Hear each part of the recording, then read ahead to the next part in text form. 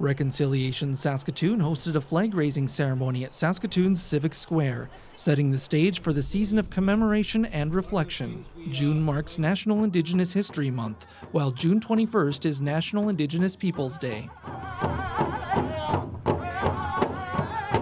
The crowd heard from elders and residential school survivors who shared about their healing journeys and the importance of carrying on the spirit of reconciliation, in particular to the next generation. For a lot of residential school survivors, healing was the part of the process. We didn't know what healing was. We didn't know how to heal. And we didn't talk about the residential school system.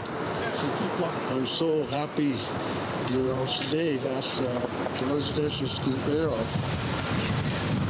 is finally part of our history. Saskatoon Tribal Council Chief Mark Arcand also spoke to the important role that young people in the community play in rebuilding and embracing First Nations and Métis culture. One amazing thing that I'd like to see is our young people. When we talk about residential schools and our survivors, language, culture, identity taken away from our people. This is bringing it back, one step at a time. You look at the grade 2 and 3 class. They weren't just Métis kids. Different races, different cultures, embracing Métis national anthem. That's what we need to do. When at last on that old day, they were only left to breathe.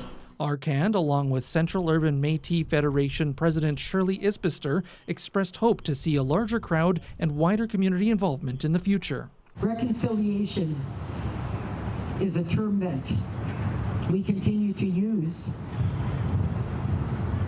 but it's not showing up here today as to the amount of people that have come. We need to get everyone out. We need to start getting our families out. I know it's hard, school's on, people are working, but companies should be giving us the time off to be able to come and show up.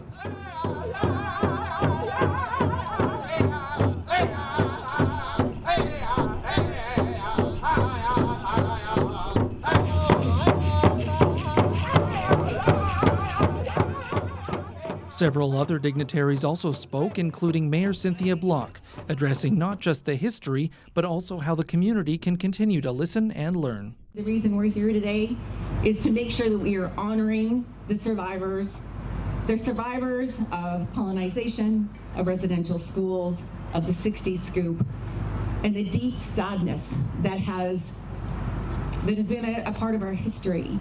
And where do we go from here? I think that these are the important things that we have to reconcile. And we know truth must come before reconciliation. I think sometimes as we move forward, we're trying to do a little bit of it at the same time. And hopefully that's because our hearts are open and we are eager to have change.